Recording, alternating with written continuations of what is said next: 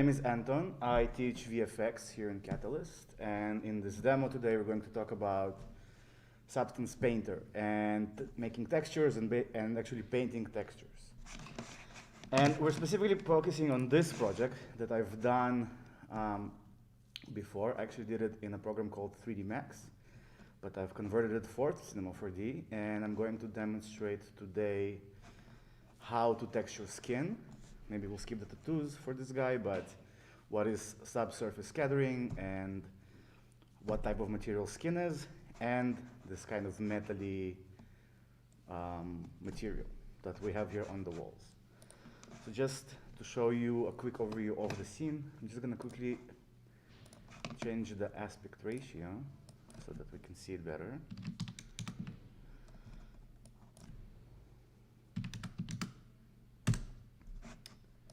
As far as the geometry goes, this is not the best geometry in the world. I've actually used Substance Painter automatic unwrap tool for some of those models. And if you understand stuff about 3D, this is like horrible wireframes, but this is not what we're focusing on during this demo. I just kind of wanted to make this project just to give you some kind of background for this project. I took different 3D models I had from other projects and just decided to just dump them in this like sci-fi looking room and just represent this guy that is probably quarantined also because of COVID, and the only thing he can do is sit around naked, smoke cigarettes and watch stuff, watch my demos on his little laptop. So I'm not gonna texture all the stuff here because obviously this will take a few days, but I have prepared a different project, which is basically just this guy and the walls. I'm gonna show you one by one what they are. So we have this guy, and so I'm gonna show you how we set up the file for Substance Painter, what we export, and how we start texturing. So first I want to set up this guy to be textured in Substance, and all of the stuff here already unwrapped. So if you know a bit about 3D, so the process is you make a model or you model something or sculpt, and then you unwrap the UVs, meaning you flatten or project a flat version of the textures, and then you paint them or use Photoshop or a bunch of other programs. Here we teach all of those, but my favorite is Substance Painter. So we need to prepare our files for the texturing so that Substance knows kind of what's what and which type of models we have. So I'm just going to create random materials for each of the objects I want to texture separately, and then export this file for Substance. I'm just going to start with this guy, and it's very, very important, and every time, every student, nobody ever names their layers, and even though I tell them to do that, nobody ever does that, but I'm going to try to show you this practice anyway. So let's name all of those models so we know what they are. These are vents. And I know this can be kind of boring, but it also would be very important later for you to find like what you want to texture.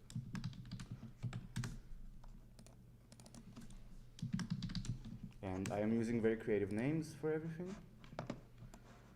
As you can tell, it takes years of learning how to name everything so perfectly.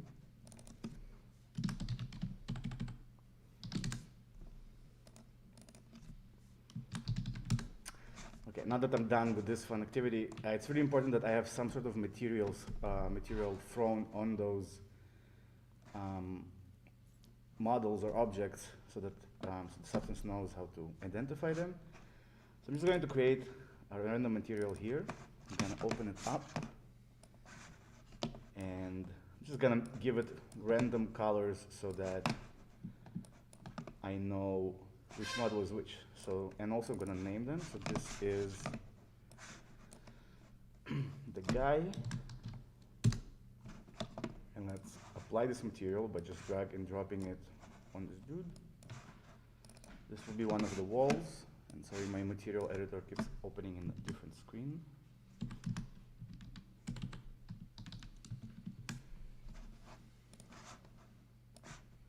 And for me, this process is like the most boring one. I always do it kind of very fast because I want to get to the painting already. So like trying to make it, trying to do it as fast as I can, but really we should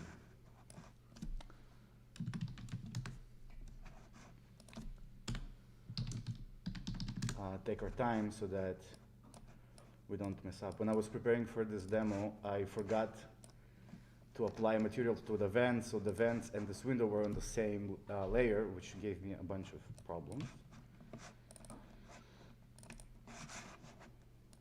Okay, this would be the wall.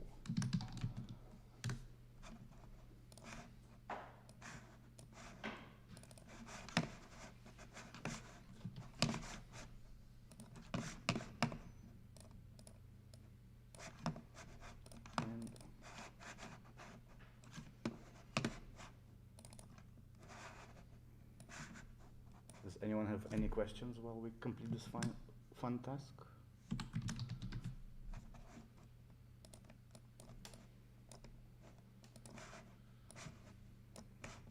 Okay.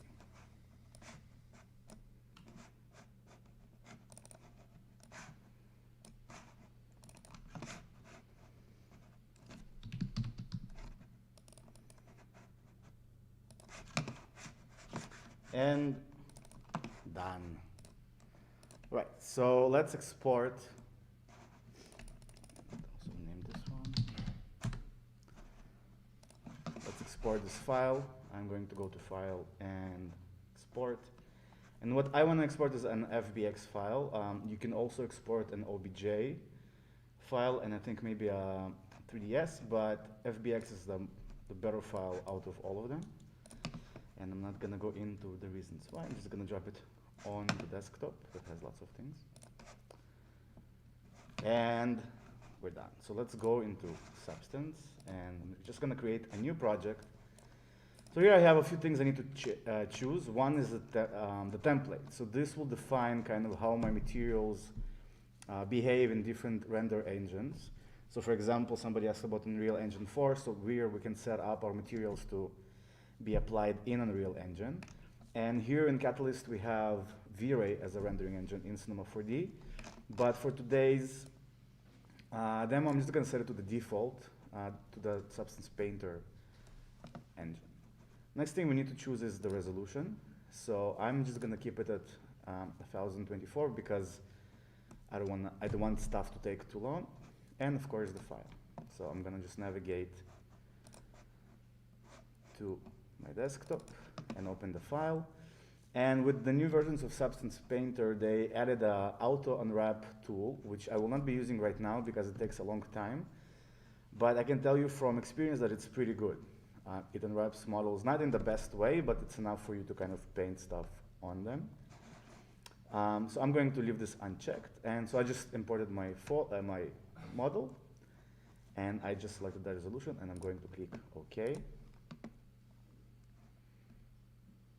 And here we are.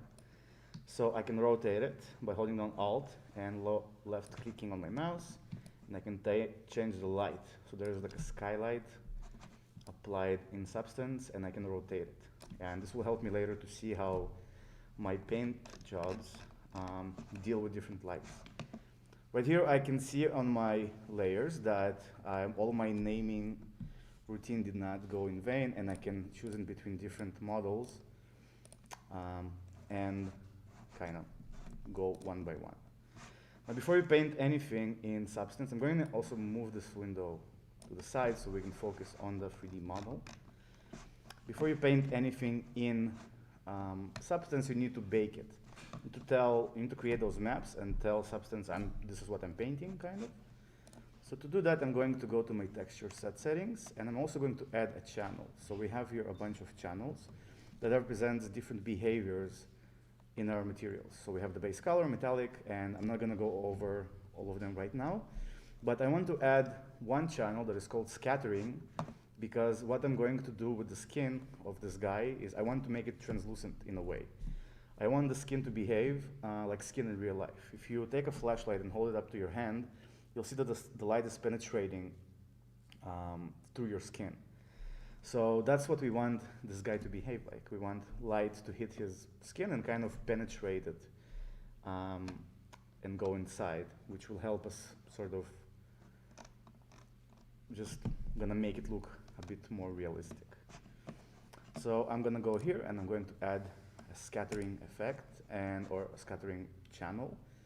And we're going to have to do a few more things for this to work, but this is for later. So let's bake our materials. I'm gonna uncheck some of the things I don't really need. I'm gonna hit bake, select the textures. And you're gonna see that Substance is going to go over those textures and kind of create those maps for them. So, which helps us also render it faster. There's a lot of things we can add to textures that we don't need to model on our 3D models. And it will save us a lot of rendering time and actually look kind of prettier. I'm gonna hit OK. So that's it. Our model is baked. I can change I know it looks kind of different, but it means that now I can do things to it. So let's start by applying some base materials. But before that, I'm gonna do something that everyone forgets, and it's save my file. I'm gonna drop it on the desktop.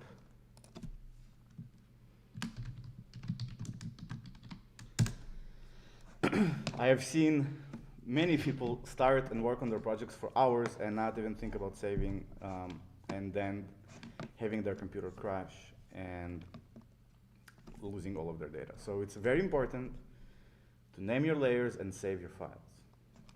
Okay. So let's start with this guy. I'm going to hide all the other layers so we can kind of focus on him. And I'm going to take my shelf and just pin it here. I prefer to work this way so I can look at my textures and different maps here and focus on my model and what I'm painting in the middle. So here in the layers, we have basically an empty layer. If you've used Photoshop, this might look familiar to you. This little checkered icon is basically an alpha channel or transparency channel. This means that this map has nothing on it.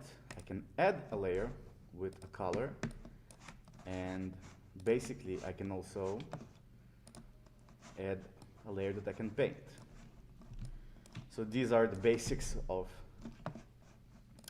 Substance, but we're going to do something a bit more complicated. So here under my materials, I have different types of materials, and later we're going to use the more metallic plasticky ones, but for now, for this guy, we want to select one of those skins. So we have here human back skin in different types. I'm just going to throw this on our model, and so it gave him this skin texture. And in my settings here, I have the UV transformation. So I was talking about the UV maps. Basically this, what it does, it just duplicates this texture a bunch of times so that we can get more detail. So this is just a texture that repeats itself. Just gonna multiply it so that we get the skin texture, kind of. So what I'm doing here, or kind of the way of, or the approach is I'm slowly building the layers of my textures, just like I would with an actual sculpt if I was painting it. So I want to set up the default skin stuff to make his skin look like skin with all the bumps and all the lights. And then I'm going to start and paint different details on top of it. So let's take a look at the properties for the skin material. We can play with the luminosity, which will change the color and the contrast. But what really I want to play with is the height range and the height position. So I want to make sure that we can see those pores and that they look more or less realistic. Let's go here and let's up the scale to make 70. And yeah, I think this is pretty much it. Maybe we can play with the normal intensity. Well, this is pretty good. Let's add another skin layer. I'm going to find something with more detail here.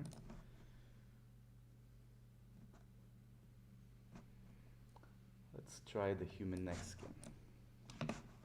And again, I'm going to go to my UV transformations, duplicate it a bunch of times, or have it kind of repeat a bunch of times.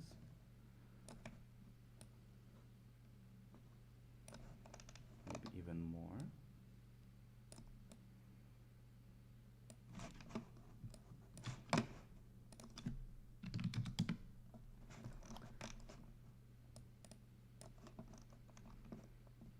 And so I just raised the height range just to see where it's repeating. And yes, it looks like it's a pattern now and it's not really natural, but we're not going to keep all of it. In fact, we're going to mask and just paint some of those areas. So I can create a mask on my materials by going in here, and I can add a white mask, which will keep all of my material visible, so nothing really changes.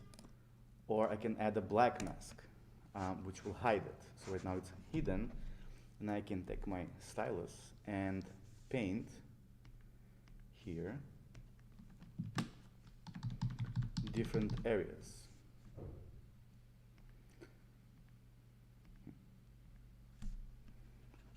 And it will obviously influence the height of the map because we were playing around with it. So we can go back and adjust it a bit so that it matches.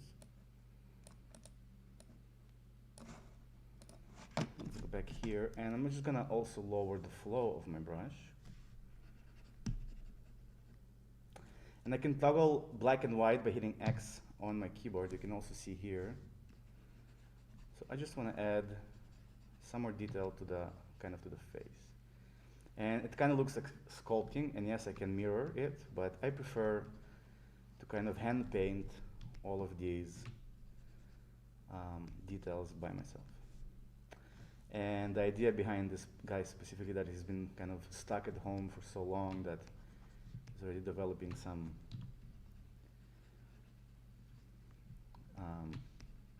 skin issues. So I'm not gonna spend a long time on it, but just on some details.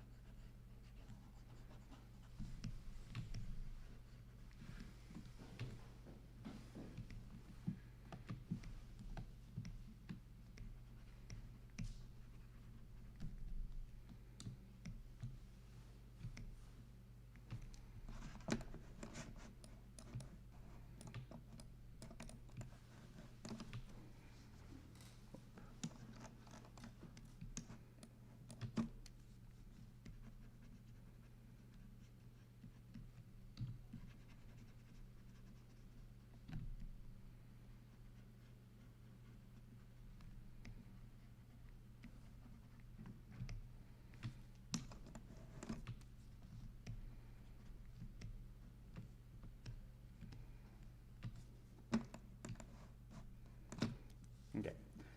If you don't want to spend a long time on doing this, Substance has what they call smart materials. So I'm just gonna put both of mine in a group by hitting Control G, and I'm just gonna hide it for a second. And if I go here to Smart Materials and just type in skin, I actually have a bunch of different skin presets that Substance comes with. So if I just take this and drag and drop it to my model, I see that this material is more of a group. So if I open it, I can see that somebody already made the kind of the job of layering all of those details and painting them or just setting this up. So I can continue working on mine, or I can just use their setup, which I kind of want to do. So I'm just gonna change the color of his skin to something brighter, just so we can add a bunch of details on top of it. And I also want to add a scattering layer. So if I create an empty layer, I have here my color channel, so I can change the color like I showed you before. I have the metal channel, so I can make him behave more like a metallic object. I have the roughness channel, which will decide how reflective he is, the normal channel, and the height, which doesn't really matter, and the scattering. So scattering defines how light behaves when it hits our model. So I'm just going to turn off all of those channels, just leave it on scattering, and right now nothing is happening because we have to actually enable Substance to show us scattering. So for that, I need to go to my shaders. So this is the type of shader or type of kind of material that Substance simulates, and here I'm going to select this one, the Metal Rough Alpha Test, and now if I scroll down, I'll see that I should have somewhere scattering enabled, surface scattering parameters. And after I've done that, I need to go to my display and find active surface scattering. And when I hit it, you can tell that my model changes. It looks more like a candle or a waxy kind of material, because maybe we don't want to apply this to this entire body. But I think this looks a lot more natural and a lot more realistic than without. We can do this is without, and this is with. We can also use less samples or more. I'm just gonna leave it on the default. So now that we have our skin set up, let's set up the other basic features, which is the eyes and the fingernails. Just gonna create a new color layer, and I'm just gonna leave it gray. I'm gonna raise the roughness because we want our eyes to reflect light, and maybe also maybe the more metal. And I want to create a mask, so I'm gonna go here and add a black mask. And I'm just gonna zoom in a bit, and I'm going to just paint in the eyes here.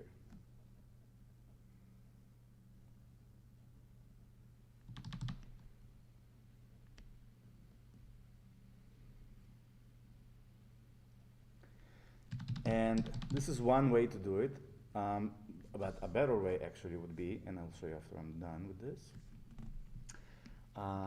would be to create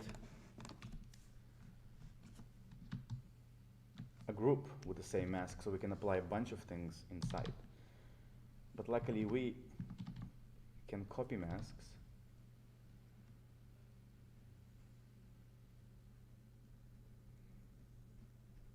And if we make a mistake, like I'm doing now,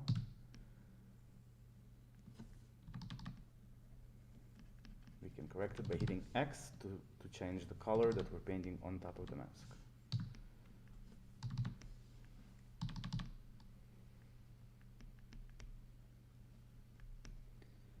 Okay, zoom out.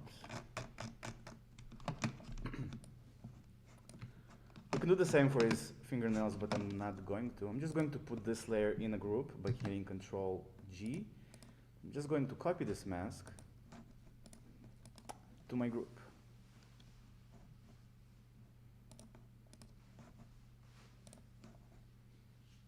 And I'm just going to delete this mask. So right now, whatever I create in this folder, which we will rename eyes, and this one I'm going to name SSS for subsurface scattering. I'm going also to keep it, actually I'm going to keep it here. Let's go in here and just cancel the scattering so that our eyes are not really scattering. So whatever is in this folder now will only apply to the eyes. So if I create a new color layer, and let's make it maybe give him green eyes, and we'll create a black mask and zoom in here.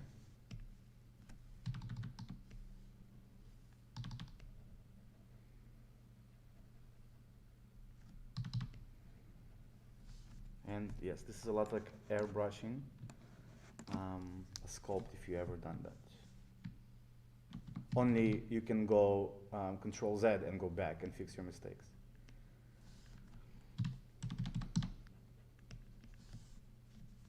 Just raise the flow here.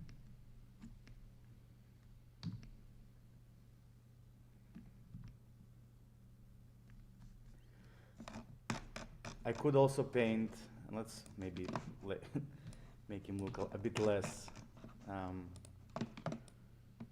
maybe something like this. And add another one and make it black.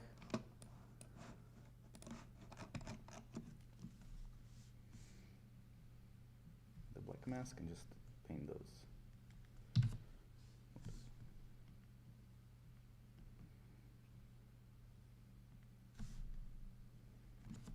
Are there any questions so far?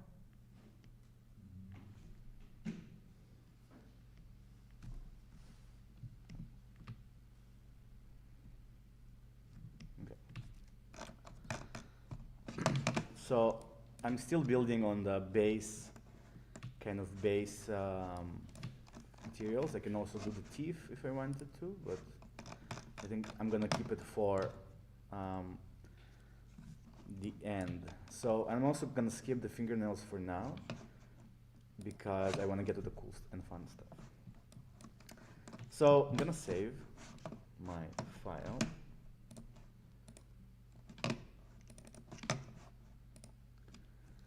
And let's add some details. So I'm going to go underneath the SSS layer and create a new layer. And I'm just gonna make it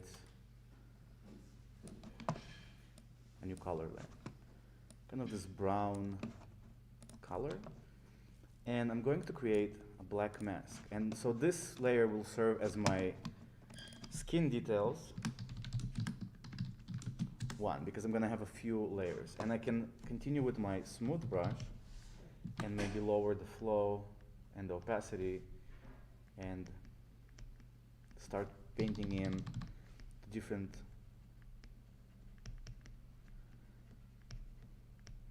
crevices in the skin. I can also use a texture for my brush. So here I have a bunch of different options. I have textures and I have brushes. And by the way, these are Photoshop brushes. So if you have your own brush that you use in Photoshop for painting, you could import it into Substance. So I'm going to look for something more with dirt to paint kind of more detailed.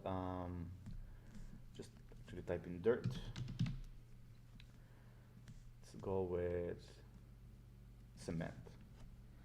Because I want to paint those details into the skin, but I don't want them to be even, because in real life, we don't really have symmetry and perfect gradients in our skin. I'm gonna also maybe up the flow a bit. And it is kind of scattering, so I can paint kind of in an exaggerated way right now, and then adjust it. So because we're working in a non-destructive way, I can go back and change the color, and of course lower the opacity, and we even have blending modes just like in Photoshop. So after we're done, we just lower it. But for now, I usually kind of overpaint the models to see where I'm investing my time in kind of putting all the details in. And then I go back and erase them, because that's also not an option when you're doing it in real life.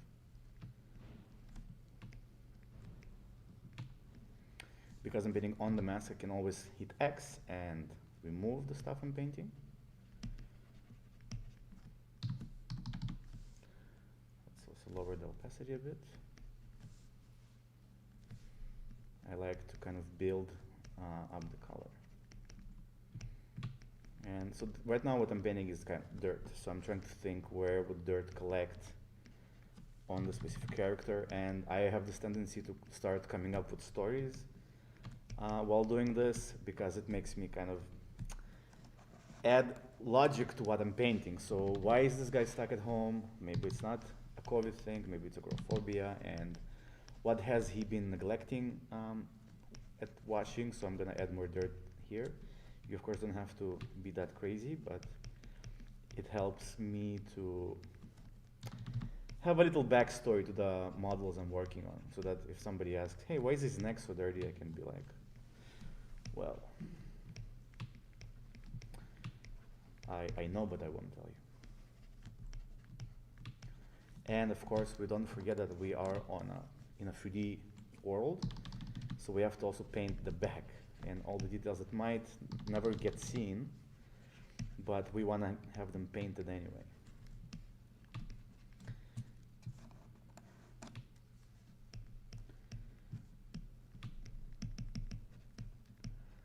So already I think I'm adding more kind of variations.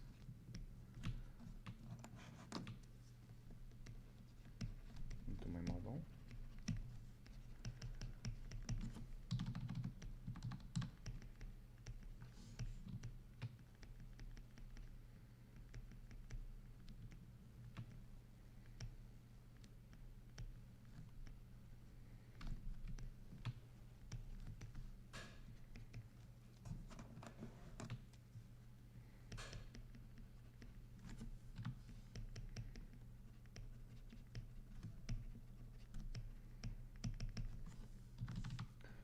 I'm gonna raise the opacity a bit so that this goes a bit faster.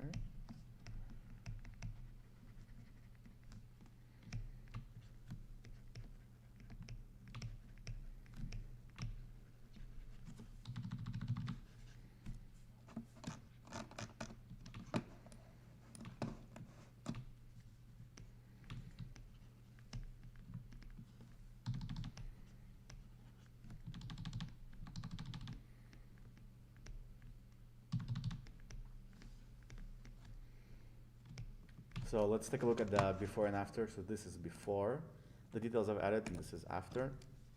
So I think it adds a bit more kind of depth to our model. And I'm not going here for photorealism, but more for an artistic rendering. So I am giving myself kind of more room to play around with these colors. So I'm gonna create a new color layer. I'm gonna make it red. So if you ever looked at your skin, you'll notice that you have these little veins underneath the skin, and sometimes they can look red, sometimes they can look blue. So what we want to do to the skin is kind of paint those little veins. And there's this cracks brush here that is really good for that. So I'm just going to make it red for now. I'm going to create a black mask, and using my crack brush, let's make it a bit smaller. I can start painting kind of subsurface.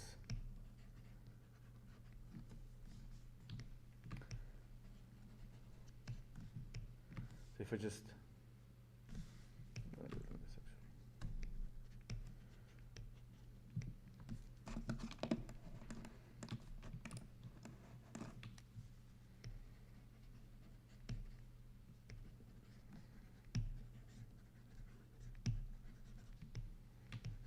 so it adds this like redness to the skin, and after this we're going to add another one that is blue, and it's really gonna help it kind of be more realistic.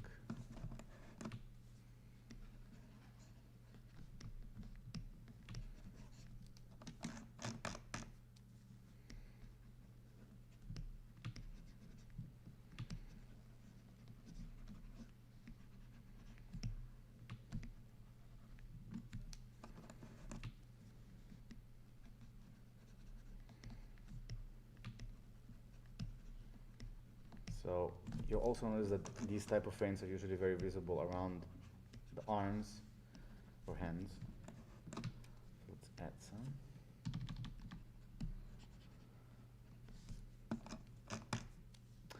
I'm going to do the same. Let's create a new color layer and make it blue.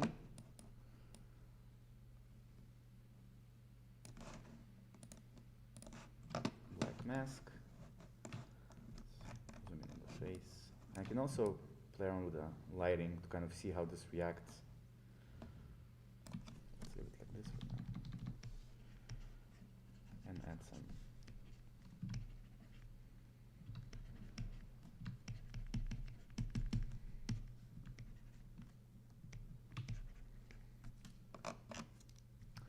Now with this shade of blue, I can tell you that I'm going to change this, but because I'm working in a non-destructive way, and I can adjust this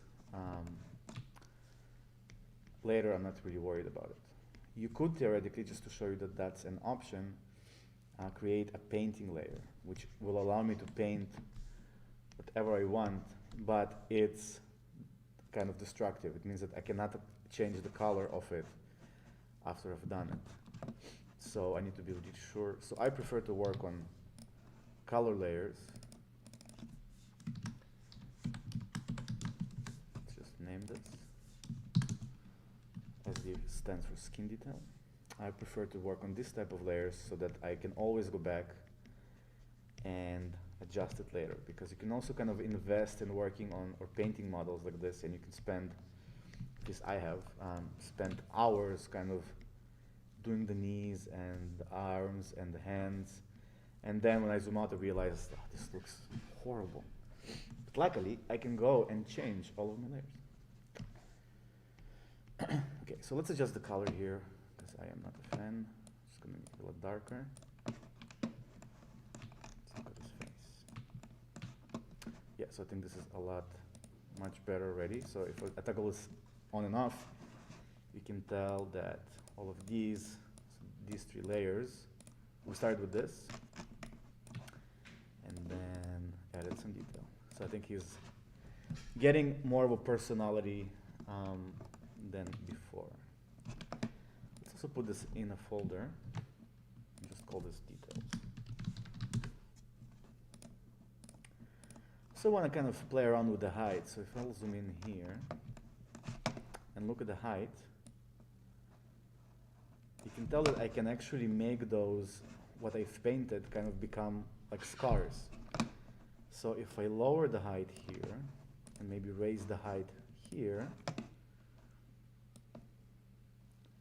so I'm adding more depth and more detail to the skin of this guy. So maybe this is a bit too much, but I just wanted to show you that when you're creating 3D models and you're going to texture them, there are certain details you can skip modeling, and because you can paint them later. So in this case, it's these like scarred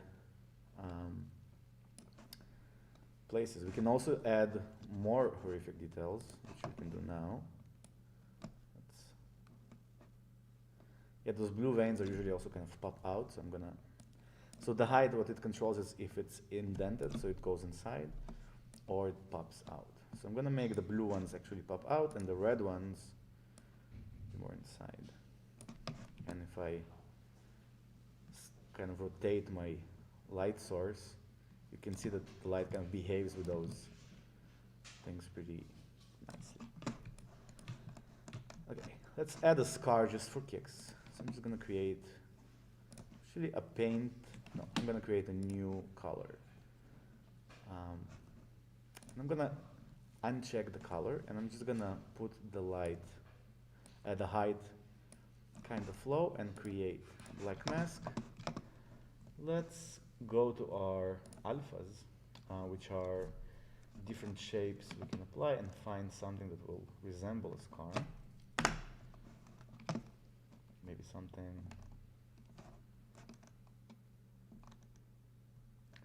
So the alphas, they allow you to add kind of specific textures to things, if that makes any sense.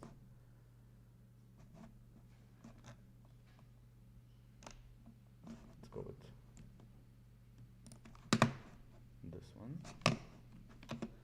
If I'll make my, maybe not the birds. So I can make my brush big, and if I click, it adds, I can go back also.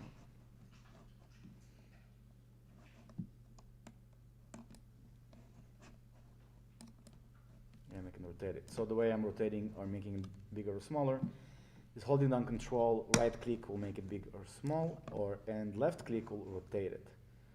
Just want to kind of point it down, maybe make it a bit smaller.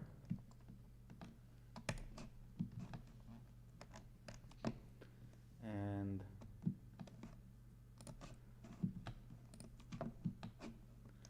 let's add them here, or yeah. And the beauty of working on a mask is that I now can go to my brushes, select just a normal brush, and paint out the scars I don't need. Let's remove these.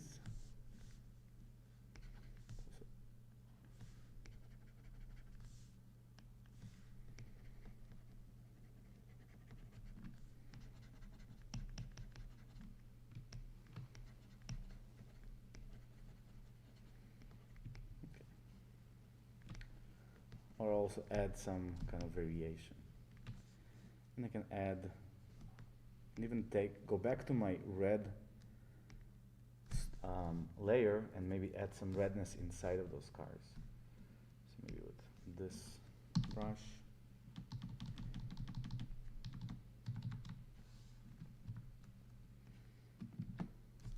A bit.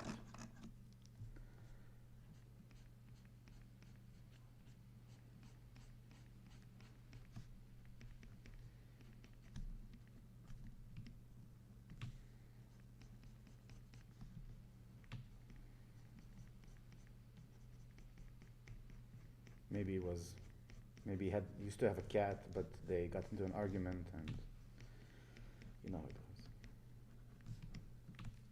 At least that's how it goes with my cat. Okay. So I'm just gonna add some finishing touches, make his lips a bit more like lips, and maybe make his nose a bit redder. So I'm just gonna create a painting layer, and I'm gonna take some dirty brush. Take this one, so if we paint, that's what will happen. And let's also select the color. So I'm just gonna make it kind of this type of red, and let's lower the opacity. And let's zoom in on his nose, because let's be honest, this guy was sitting in his room, he probably was drinking.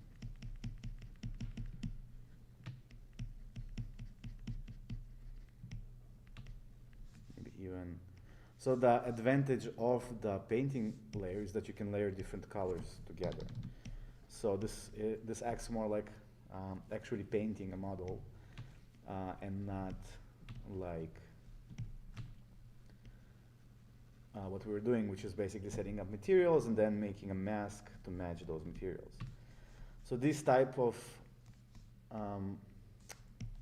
details, like the lips and the nose, I would prefer to do it on a painting layer.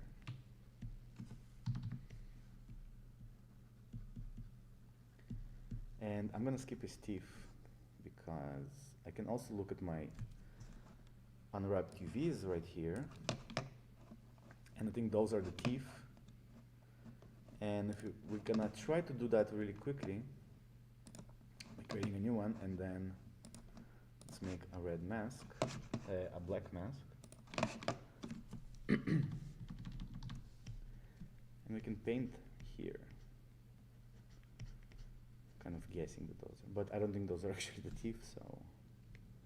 But look at this, beautiful boy. Okay, we're gonna skip the teeth in the interest of time. So I like our guy, he's pretty cool. We can also, of course, add some details into the eyes, and being a perfectionist, I kind of want to do that. And I can just take my red layer and duplicate it. Just gonna put it in my eye folder above everything else, and I'm going to reset this mask. So right click on the mask and clear mask. Just gonna add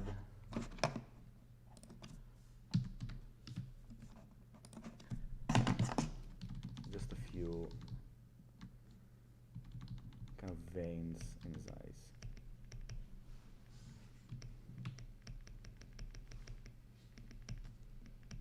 And I am using a vacuum, which we provide here in Catalyst.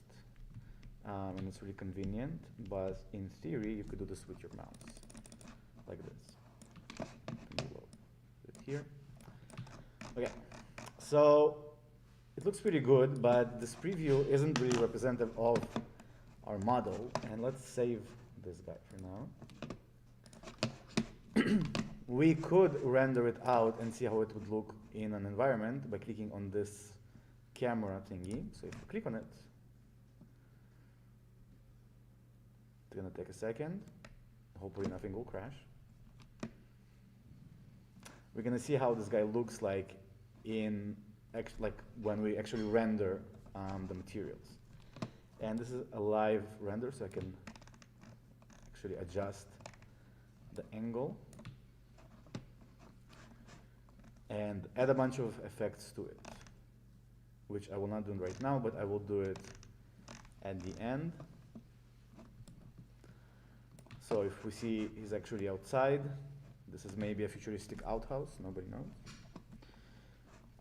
But yeah, I think he looks pretty good. I could probably work on him for another 2 hours, but I think this demo will be a bit too long. I'm gonna go back to my editing place by clicking on the camera again, and we will kind of finalize our scene at the end. So we will see the rendering phase again. So we're happy with the guy. Let's just make sure we save.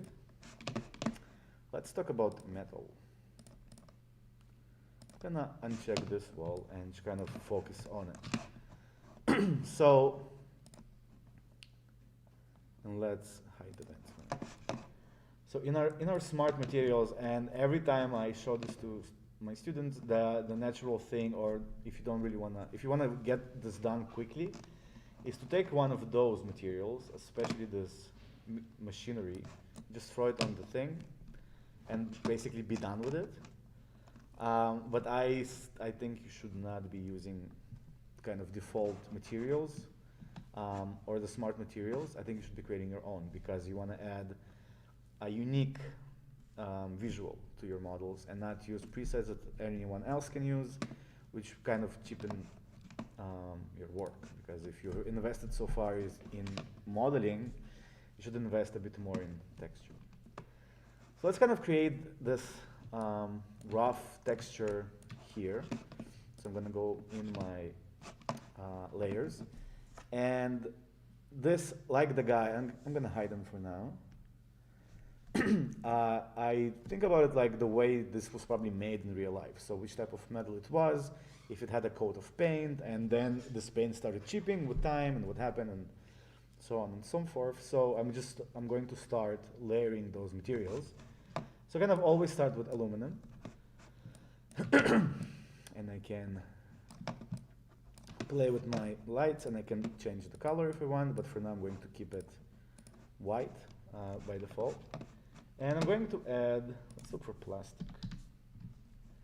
plastic material, or let's say PVC even.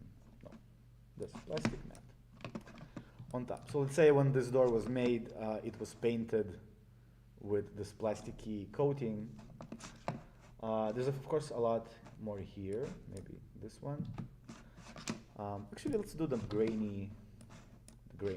I kind of like it because of this texture. So let's, just like with the skin, let's go into the editing and multiply our texture a bit, so our surface has those nice details, maybe even 15.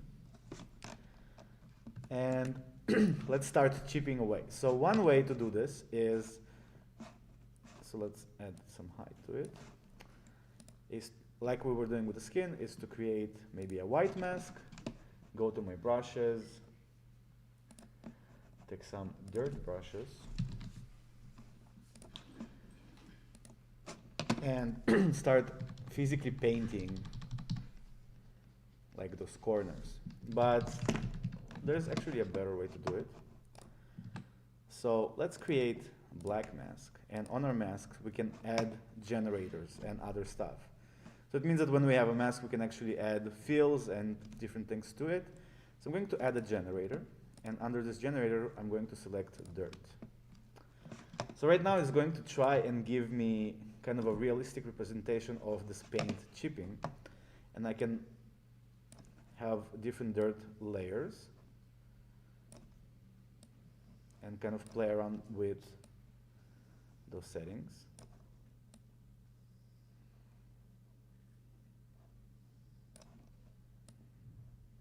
And decide how how much decay we have. And this effect is determined by a map called curvature. So basically, when we were making them in the beginning of this, Substance Painter took our model and created a curvature map, meaning where the corners are. So it's trying to apply this effect to all the corners. Because this model was unwrapped with the AI inside of Substance, and this unwrap is not the best, or actually it's pretty horrible, this is not getting applied correctly. So we can go and spend another hour unwrapping this, or maybe not an hour, or we can just hand paint the other kind of details here, or maybe add a few more. So I can add another modifier to this mask, which is paint, and I can paint more details. So let's look for something pretty sharp. So we can use our brushes, or we can use the alphas. And so the alphas have pretty cool alphas. So if we, let's say, go here,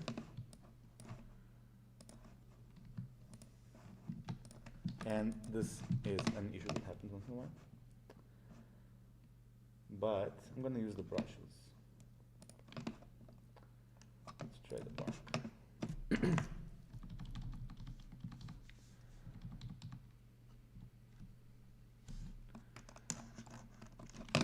I also want to change the height of my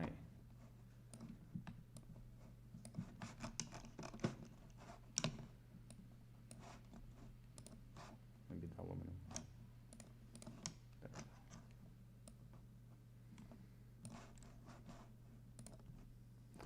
Or actually, I'm going to do it in another way. So I'm going to create a new color layer. I'm going to create black mask, right click, generator, and this I'm going to select metal edge, which will give me a much better result. And this way I can also affect the height.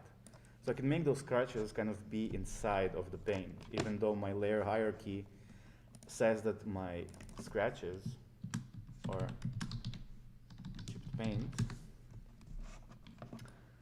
technically is on top, but I can make it kind of go inside. And this is a pretty good result, and I can add some variations to it. So I'm just gonna play with those settings. So I like the edges, but I really usually don't like it when there's like scattered stuff around. Just gonna at this point, and then I'm going to add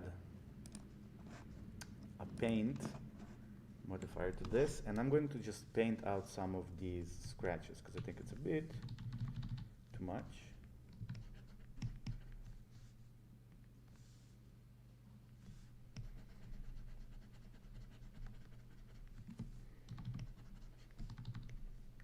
Because when you're doing this type of work, you really want to be kind of subtle about your effects. You don't want to make it too procedural so that it looks like you clicked buttons and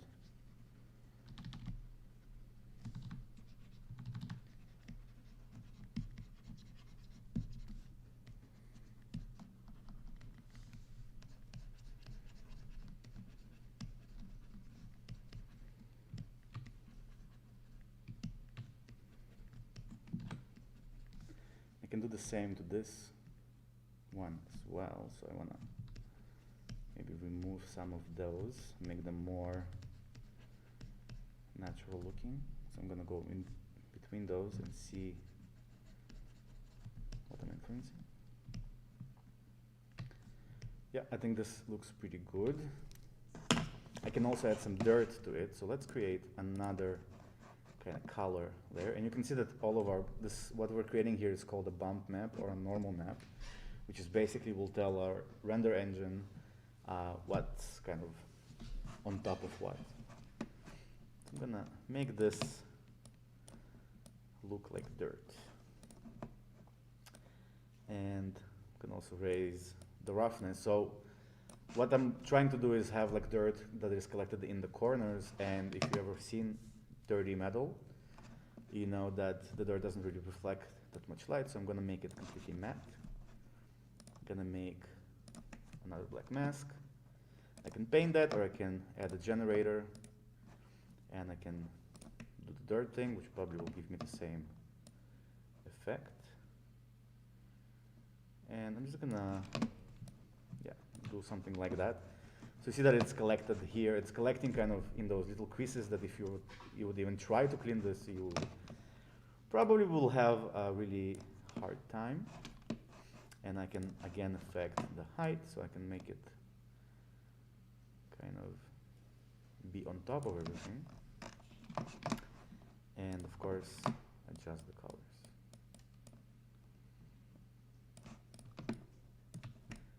Okay. So let's play around. So the last thing I want to add to this, and we are approaching the end of this wall, is kind of dirty reflections. So let's add another color layer. This time I'm going to remove the color. I'm going to create a black mask and add a fill generator this time. So I'm going to fill this with some sort of texture, and if I go into ground and look through what I have here, so I have this ground gelic thing. So I'm going to drop it inside. And so if I look at my, if I toggle this on and off, it is somewhere inside of there, but it's not really being visible. And what I want to do is maybe raise the metallic values and lower the roughness so that maybe when light hits it, it behaves in a different way. You can also make it look like that we're able to see it, and adjust the amount. Let's go here. Maybe make it a bit less. And here, let's adjust the scale.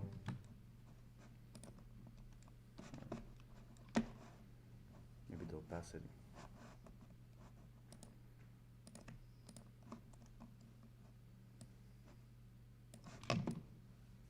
This is a minor kind of detail that allows us to add some more detail. So we can also scale it down and offset it a bit. It's gonna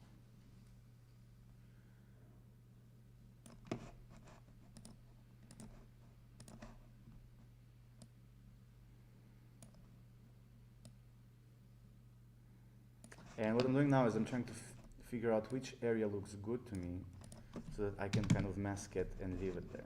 So I think this is pretty good.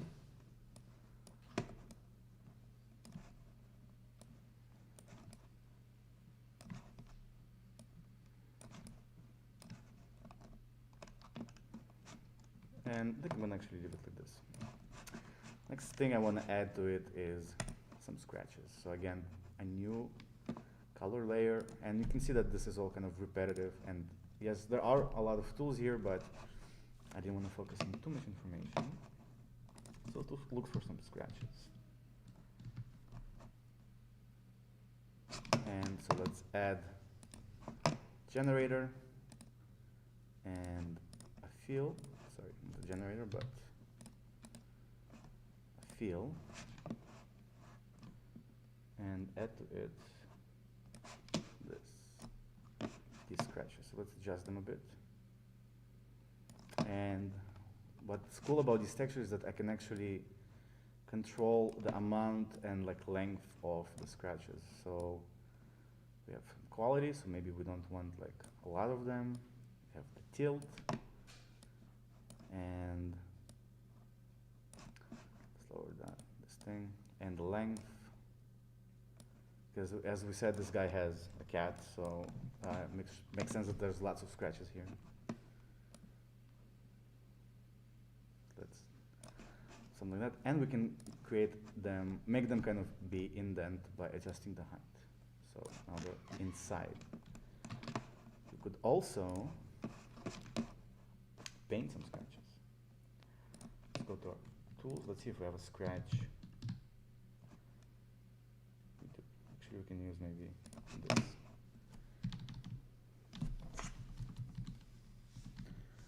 If you had a cat before, you know that sometimes they kind of have a place where they scratch their paws. So let's pretend for this guy, this was the area for this. So I'm just gonna make this the color white. So I'm using a paint layer, so it means that what I choose now, I cannot change later. So I'm just gonna lower the height a bit, and maybe make it more metallic. And maybe lower the height a bit more. So I need to kind of paint and then go back, see if I like it.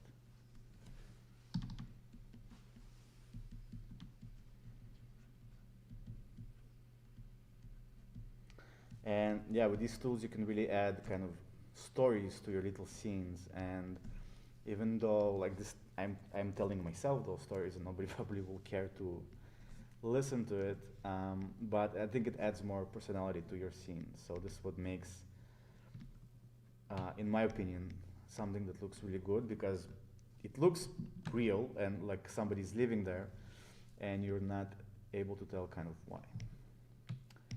Okay, I'm kind of happy with this. If we want to see it in real light, I can render it. So let's click on this little camera. And unfortunately, when you render stuff, it doesn't render just one thing. You can also change the light here.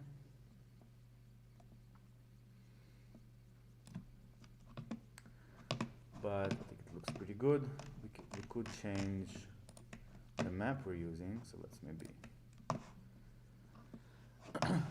be in the sky.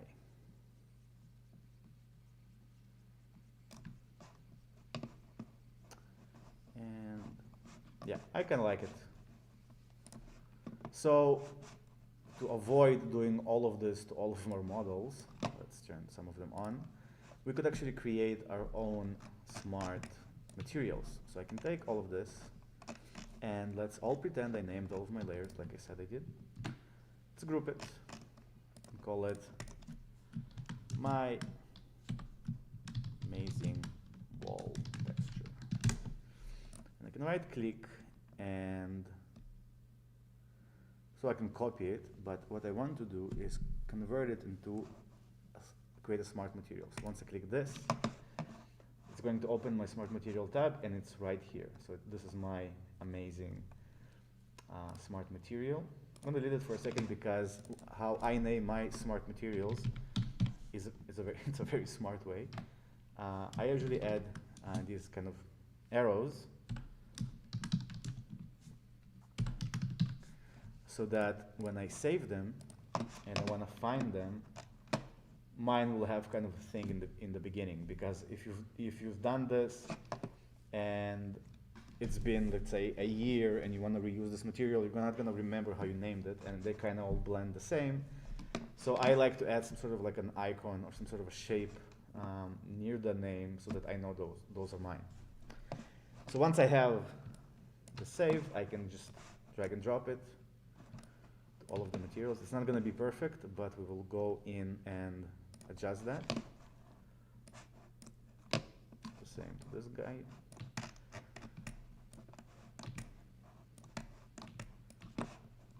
And I'm gonna leave the chair for last. So let's go in and play around with these walls a bit. Let's start with this one. So these scratches I can delete. And let's take a look at this paint. I'm gonna delete this mask, and I'm just gonna see where it is applied. And I'm gonna isolate it for a sec. Add a paint thing to it. Just again paint out those details I don't want.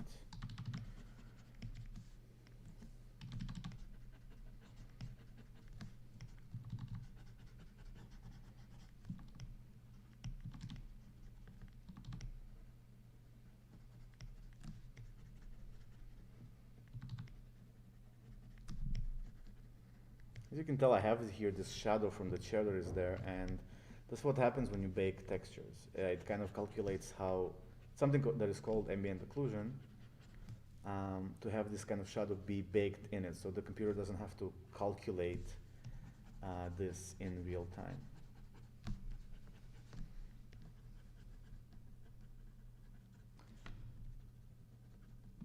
Okay. Let's also change our light so we can see it better.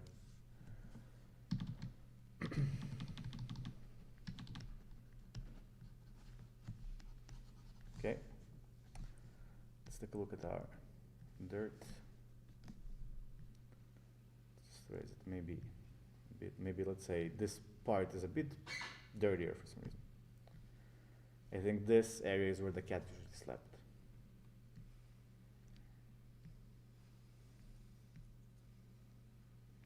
This looks good. And also let's take a look at our scratches.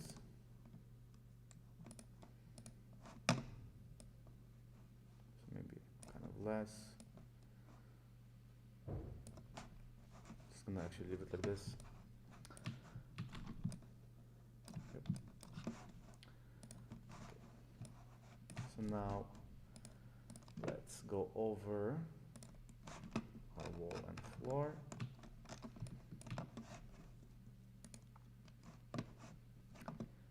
And yeah, let's delete this. Then adjust first the dirt.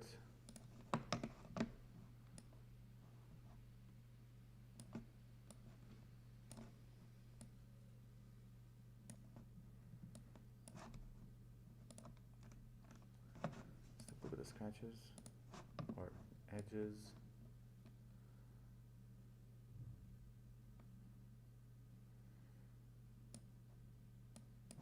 Leave it like this.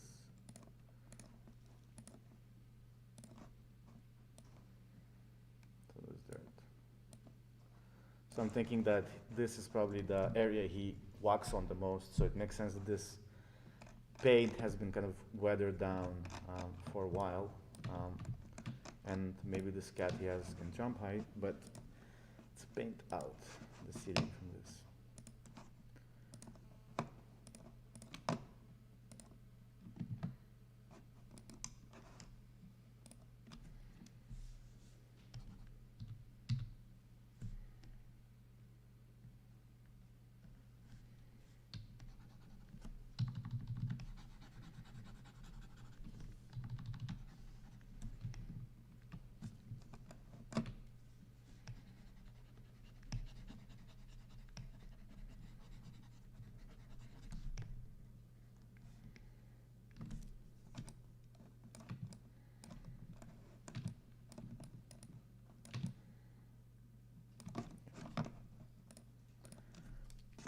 Pretty happy with this.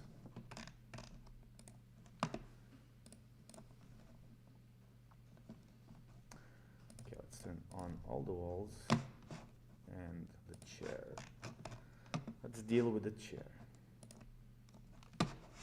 So I could duplicate the same material again, but that kind of seems boring to me. So let's create one from scratch. So let's say this chair would be the only color kind of eye catcher in the scene. So I'm just gonna dump on it, make it brass, and then add another color layer, and let's make it maybe orange. So what I want to have here is two materials. I want to have this like sitting leathery cushion pad and then metal outline. So I'm gonna start with the metal first and then do the other one. So on this I'm not gonna create any masks. Okay, let's add a black mask and a generator, and let's add metal edges.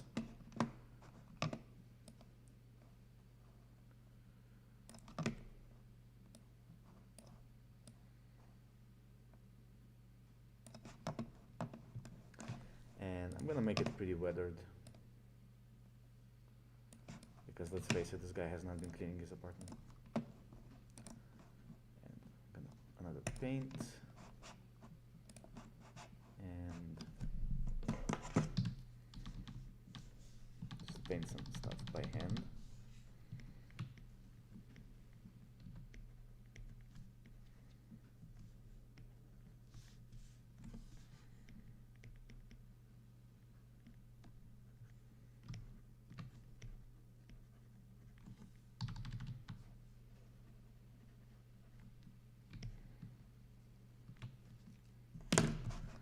I'm gonna make this brass a bit dark.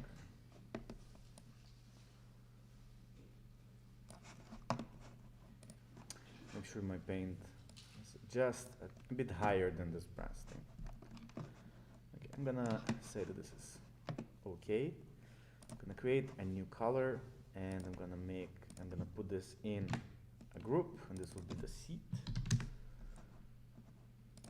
Put this also in a group and call it metal.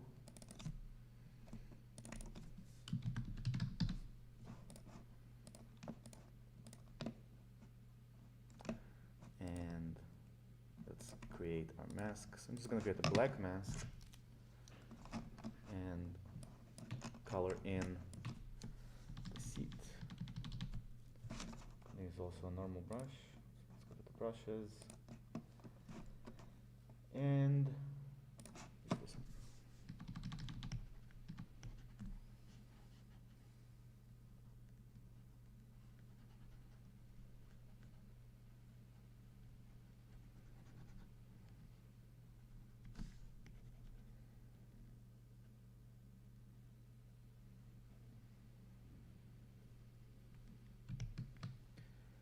So as you can tell, the details from this paint decay stuff we did before are kind of transferring into our chair, which is might be not the desirable result.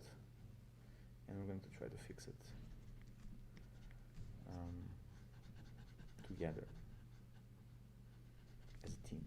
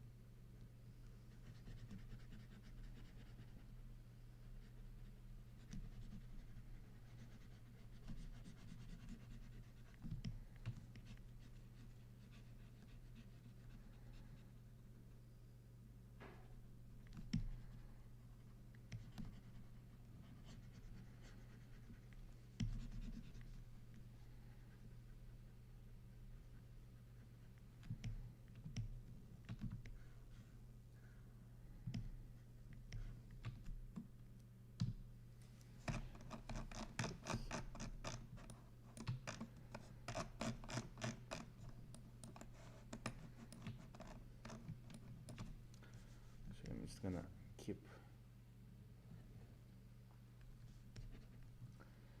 here. So I think I did unwrap this by hand, and I made my UV islands easy to paint, I think. So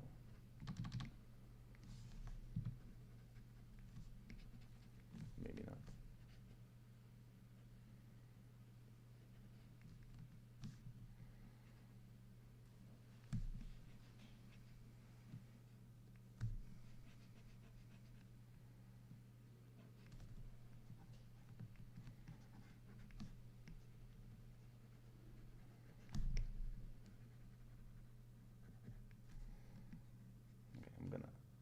Give this up.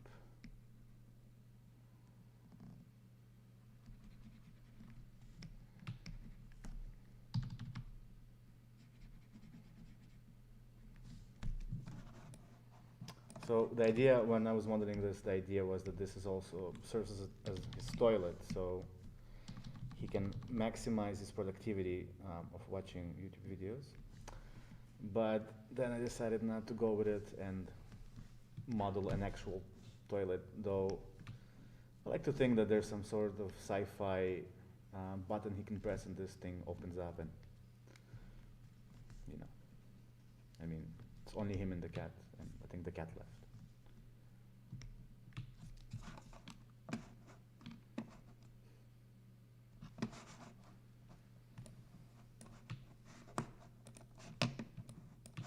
I'm gonna give up this layer. Sorry, my computer started lagging a bit in a weird way.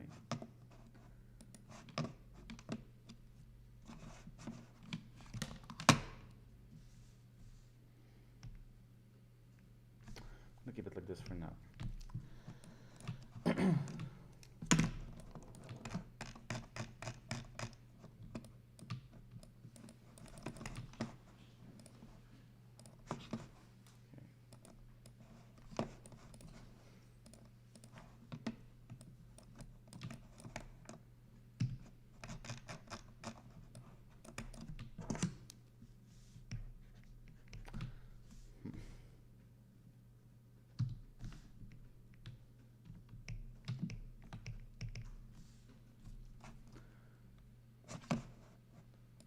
save.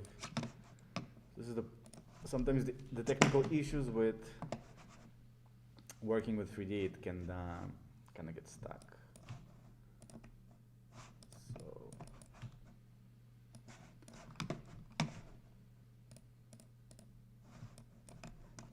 not sure why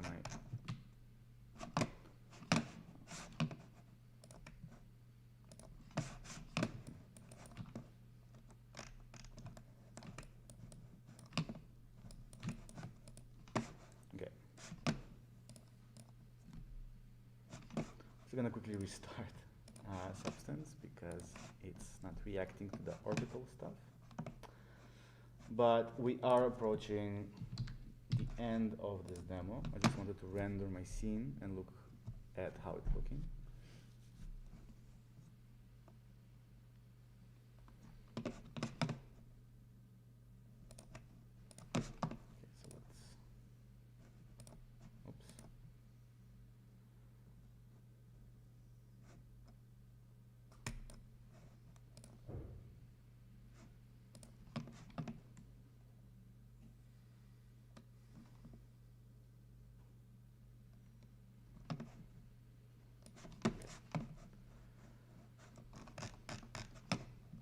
Good. Okay, we're back. Okay, I'm gonna apply, so I have this vent and the window thing. I'm gonna apply my cool material to them. So let's look where here's the vent. Just gonna, and these are actually vents from a different project I had that had to do with, I was modeling the International Space Station, so I just stole those vents. And this is a good example of how you can reuse different 3D assets that you create for various projects in your other projects. So the only thing I made here from scratch was the guy and the room, and if we look at the original file here, I made the cloth and pillows, but the rest of the stuff are from other projects I was doing. I also made those. Yeah, so always try to work kind of organized so you save your assets, so you can reuse them and save yourself some time later. Let's render this guy. I'm going to click on this little camera. So right now he's in space. I can select different backgrounds that will influence, or sky maps that will, or HDRI maps actually, that will influence the type of light we have. So we have this autumn look that I kind of like, and we might keep. I don't have to look at this. I can rotate the environment to give them a different light. Let's see, let's find something that we like this. This looks pretty cool. We have the dome radius, which will make it bigger or smaller, and a bunch of stuff. But I kind of like this. Could try out something else, but yeah, I like the autumn one. Okay, we have a few effects, so we can affect the glossiness, make things a bit more glossy. Let's zoom in a bit into this.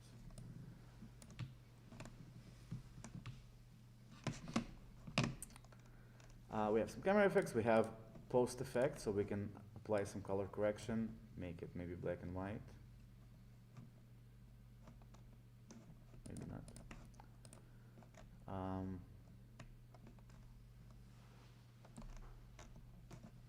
Let's extend this a bit.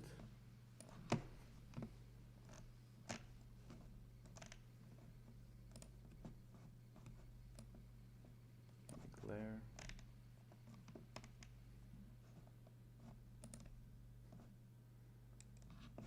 And you can see that it's rendering, so I can pause the rendering. So what's happening, there's iteration. With each iteration, we get a clearer image of our guy. Let's just change the perspective a bit. Sorry.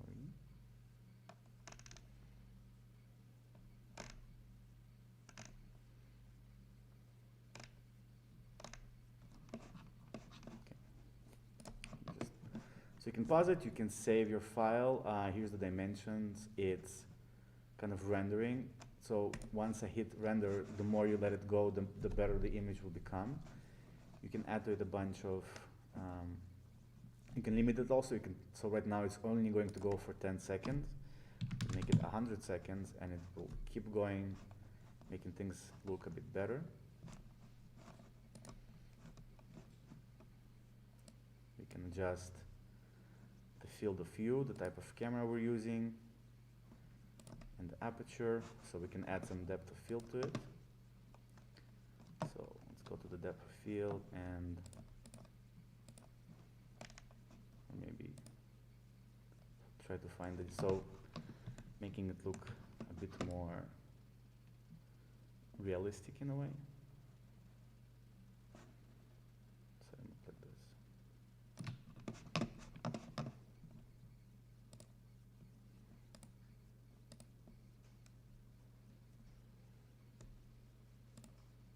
Let's try to make him be in focus.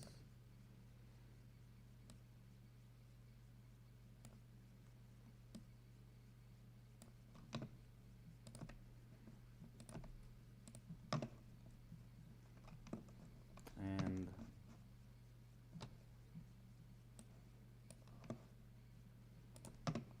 if we wanted to add lens distortion and maybe glare,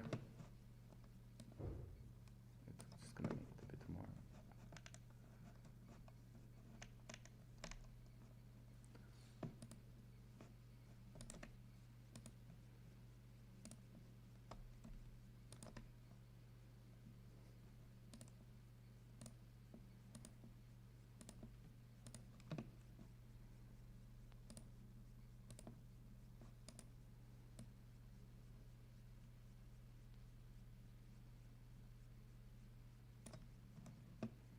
So you see where the glare comes in.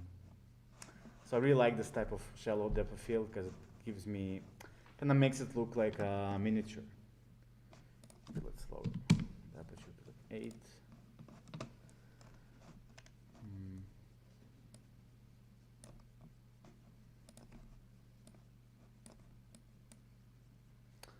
Bring in the brightness.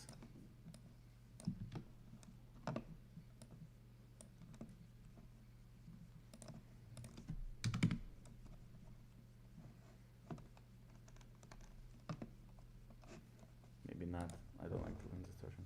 But yeah, that's pretty much it. We have the surface scattering.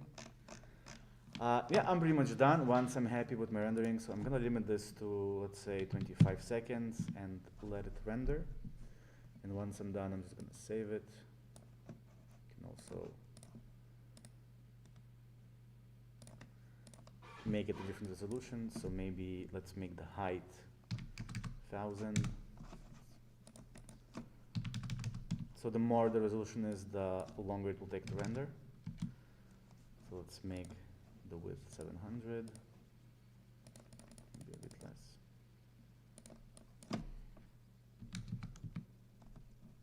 Oh.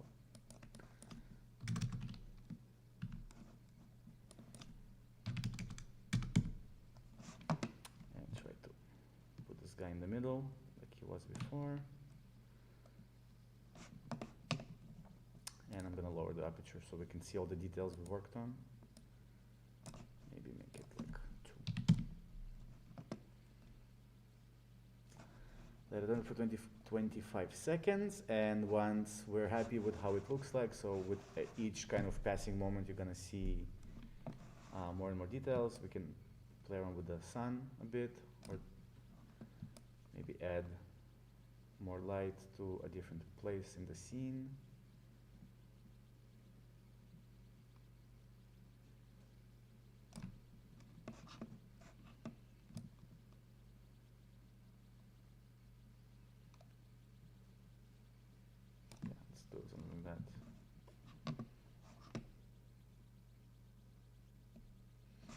And I added the cigarette in Photoshop and some smoke, but I'm gonna keep it like this. Of course, we could have spent more time working on all the details, making it look a lot more real. But this is kind of, I think for an hour and a half, it's kind of a good result for this type of model. And since it's done, I'm gonna save my render. Let's save it as a PSD file. So for Photoshop, it's gonna call it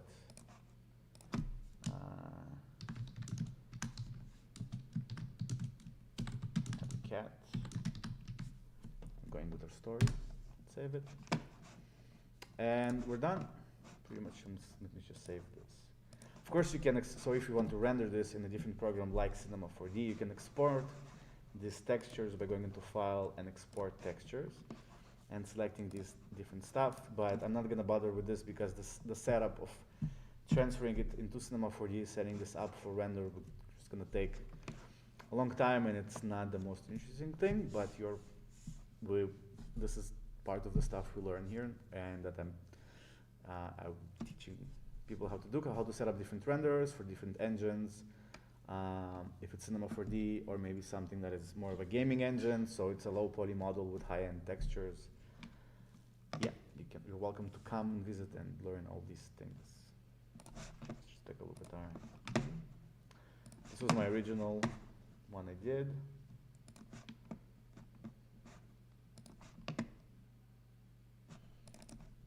And this is the new one, which I think looks a bit more realistic than the other one. Okay, that's it. I hope you enjoyed this little demo. I will be happy to answer some questions if somebody can tell me them. No questions so far. Okay.